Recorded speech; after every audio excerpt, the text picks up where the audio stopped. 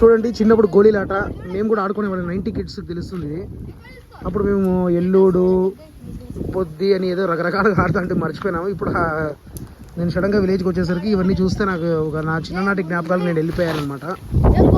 So ఇది మా విలేజ్లో ఇప్పుడు వీళ్ళు ఆడే ఆట ఇది.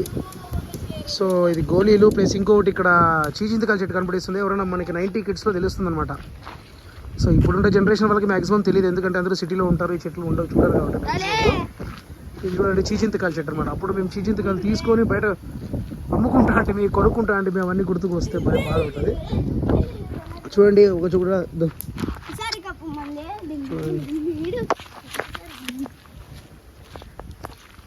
చూడండి సార్ ఎంత బాగా ఆడుతున్నారు. మిస్ అయిపోయింది. ఓకే హాయ్ చెప్పండి అందరూ. హాయ్ చెప్పండి సురేష్, నువ్వు చెప్పు.